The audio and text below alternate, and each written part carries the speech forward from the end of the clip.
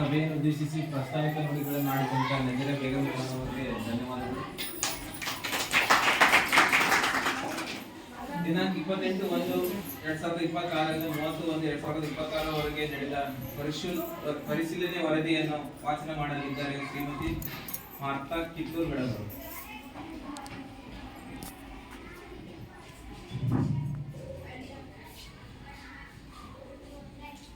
ಎಲ್ಲರಿಗೂ ನಮಸ್ಕಾರ.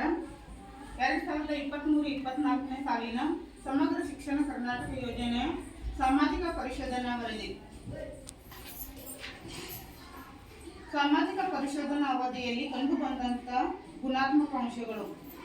ಸಮಗ್ರ ಶಿಕ್ಷಣ ಕರ್ನಾಟಕ ಯೋಜನೆಯ ಅನುದಾನಕ್ಕೆ ಸಂಬಂಧಿಸಿದ ಜಮಾ ಮತ್ತು ಖರ್ಚುಗಳ ದಾಖಲಾತಿಗಳನ್ನು ಅಚ್ಚುಕಟ್ಟಾಗಿ ನಿರ್ವಹಿಸಲಾಗಿದೆ. ಸಮಗ್ರ ಶಿಕ್ಷಣ ಕರ್ನಾಟಕ ಯೋಜನೆಯಡಿ ಮಕ್ಕಳಿಗೆ ಉಚಿತ ಪಠ್ಯಪುಸ್ತಕ, ಶೂ ಮತ್ತು ಸಾಕ್ಸ್ಗಳನ್ನು ನಿಗದಿತ ಸಮಯದಲ್ಲಿ ವಿತರಿಸಲಾಗಿದೆ. ಶಿಕ್ಷಕರ ಕಲಿಕಾ ಕೌಶಲ್ಯ ವಿದ್ಯಾರ್ಥಿಗಳು ಮತ್ತು ಶಾಲೆಯಲ್ಲಿ ಎಲ್ಲ ದಿನಗಳಲ್ಲಿ ಹಾಜರಿರುವುದು ದಾಖಲಾತಿಯಿಂದ ಗಮನಿಸಲಾಗಿದೆ. ಶಾಲೆಯಲ್ಲಿ ಮುಖ್ಯಾಧ್ಯಾಪಕರು ಮತ್ತು ಶಿಕ್ಷಕರು ಉತ್ತಮ ರೀತಿಯಲ್ಲಿ ಕಾರ್ಯನಿರ್ವಹಿಸುತ್ತಿರುವುದನ್ನು ಗಮನಿಸಲಾಗಿದೆ. ಮಕ್ಕಳು ಸಾಂಸ್ಕೃತಿಕ ಕಾರ್ಯಕ್ರಮ, ಆಟೋಟ ಸ್ಪರ್ಧೆಯಲ್ಲಿ ಹಾಗೂ ಪ್ರತಿಭಾ ಕಾರಂಜಿ ಕಾರ್ಯಕ್ರಮದಲ್ಲಿ ಭಾಗವಹಿಸಿರುವುದು ದಾಖಲಾತಿಗಳಿಂದ ಗಮನಿಸಲಾಗಿದೆ. ಶಾಲಾ ಶಿಕ್ಷಕರು ಸರಿಯಾದ ಸಮಯಕ್ಕೆ ಶಾಲೆಗೆ ಹಾಜರಿರುವುದು ಸಾಮಾಜಿಕ ಪರಿಶೋಧನಾ ಸಂದರ್ಭದಲ್ಲಿ ಗಮನಿಸಲಾಗಿದೆ. ಸಮಗ್ರ ಶಿಕ್ಷಣ ಕರ್ನಾಟಕ ಯೋಜನೆಯ ಅನುದಾನಕ್ಕೆ ಸಂಬಂಧಿಸಿದ ಜಮಾ ಮತ್ತು ಖರ್ಚುಗಳ ದಾಖಲಾತಿಗಳನ್ನು ಅಚ್ಚುಕಟ್ಟಾಗಿ ನಿರ್ವಹಿಸಲಾಗಿದೆ. ಒಟ್ಟಾರೆ ಶಾಲೆಯ ವ್ಯಾಪ್ತಿಯಲ್ಲಿ 1ರಿಂದ 7ನೇ ತರಗತಿವರೆಗೆ ಬೋಧಿಸಲಾಗುತ್ತದೆ. ಪಾಲಕರಿಗೆ ಶಾಲಾ ಶಿಕ್ಷಕರ ಮೇಲೆ ಉತ್ತಮ ಅಭಿಪ್ರಾಯ ಇರುವುದು ಪಾಲಕರ ಸಂದರ್ಶನ ಸಂದರ್ಭದಲ್ಲಿ ಗಮನಿಸಲಾಗಿದೆ. ಶಾಲೆಯ ಶಿಕ್ಷಣ ವ್ಯವಸ್ಥೆ ಉತ್ತಮವಾಗಿರುವುದು ಸಾಮಾಜಿಕ ಪರಿಶೋಧನಾ ವೇಳೆಯಲ್ಲಿ ಗಮನಿಸಲಾಗಿದೆ. ಸದರಿ ಶಾಲೆಯಲ್ಲಿ ಪೂರ್ಣಾವಧಿಯ ಮುಖ್ಯ ಶಿಕ್ಷಕರಾಗಿ ಶ್ರೀಮತಿ NF ಮೇತ್ರಿಯರವರು ಮುಖ್ಯ ಶಿಕ್ಷಕರಾಗಿ ಕರ್ತವ್ಯ ನಿರ್ವಹಿಸುವುದನ್ನು ಸಾಮಾಜಿಕ ಪರಿಶೋಧನಾ ಸಂದರ್ಭದಲ್ಲಿ ಗಮನಿಸಲಾಗಿದೆ. ಸಾಮಾಜಿಕ ಪರಿಶೋಧನಾ ಅವಧಿಯಲ್ಲಿ ಕಂಡುಬಂದಂತ ಪ್ರಮುಖ ಋಣಾತ್ಮಕ ಅಂಶಗಳು. ಶಾಲೆಯಲ್ಲಿ ಸ್ವಚ್ಛತೆಗಾರ ಸಿಬ್ಬಂದಿಯನ್ನು ನೇಮಿಸುವುದು ಉತ್ತಮ. ಮಕ್ಕಳು ಊಟ ಮಾಡಲು ಪ್ರತ್ಯೇಕವಾದ ಭೋಜನಾಲಯದ ವ್ಯವಸ್ಥೆ ಇಲ್ಲದಿರುವುದು ಗಮನಿಸಲಾಗಿದೆ.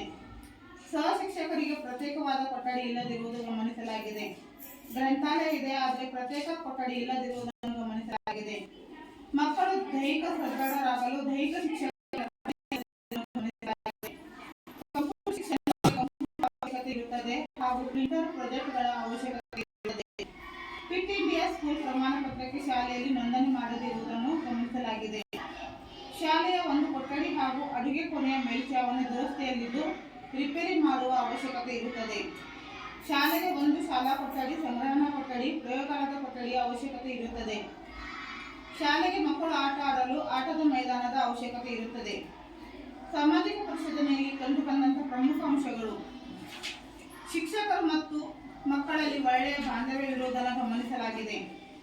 ಶಾಲೆಯಲ್ಲಿ ಮಕ್ಕಳು ಮಧ್ಯಾಹ್ನದ ಉಪಹಾರವನ್ನು ಶಾಲಾ ವರಾಂಡದಲ್ಲಿ ಸೇವಿಸುತ್ತಿದ್ದು ಪ್ರತ್ಯೇಕವಾದ ಕೊಠಡಿಯ ಅವಶ್ಯಕತೆ ಇರುತ್ತದೆ. ಸಾಮಾಜಿಕ ಪರಿಶೋಧನೆಯಲ್ಲಿ ಗಮನಿಸಿದ ಹಾಗೆ ಮುಖ್ಯ ಶಿಕ್ಷಕರು ಹಾಗೂ ಸಹ ಶಿಕ್ಷಕರು MDM ಯೋಜನೆಯನ್ನು ನೋಡಿಕೊಳ್ಳುತ್ತಿರುವುದರಿಂದ ಶಿಕ್ಷಕರ ಬೋಧನೆಗೆ ಪೂರ್ಣ ಪ್ರಮಾಣದ ಸಮಯ ನೀಡಲು ಅಡ್ಡಿ ಉಂಟಾಗುತ್ತದೆ.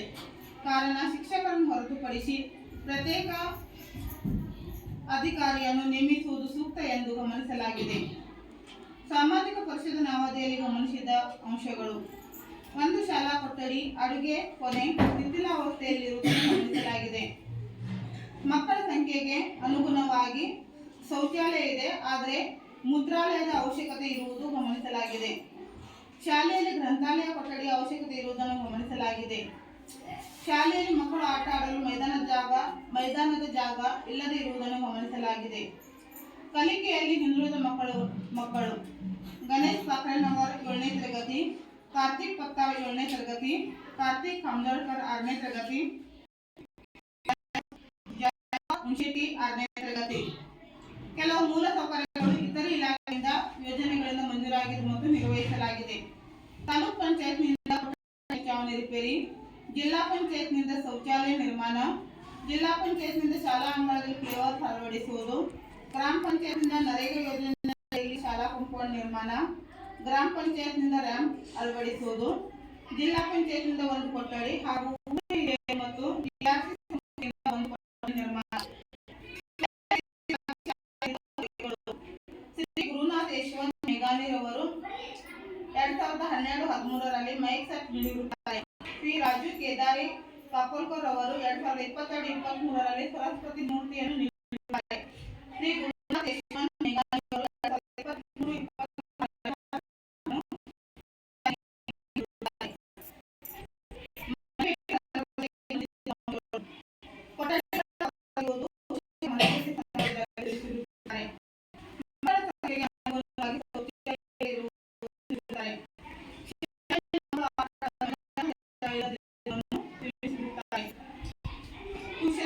ಮಕ್ಕಳಿಗೆ ಮನೆ ಭೇಟಿ ಸಂದರ್ಭದಲ್ಲಿ ಮಕ್ಕಳಿಗೆ ಕುಶನ್ ತೆಗೆದುಕೊಳ್ಳಬೇಕೆಂದು ಪೋಷಕರು ತಿಳಿಸಿರುತ್ತಾರೆ. ಮಕ್ಕಳ ಸಂಖ್ಯೆಗೆ ಅನುಗುಣವಾಗಿ ಸ್ಥಳೀಯವಾಗಿ ಪ್ರೌಢಶಾಲೆ ಆಗಬೇಕೆಂದು ಮನೆ ಭೇಟಿ ಸಂದರ್ಭದಲ್ಲಿ ತಿಳಿಸಿರುತ್ತಾರೆ.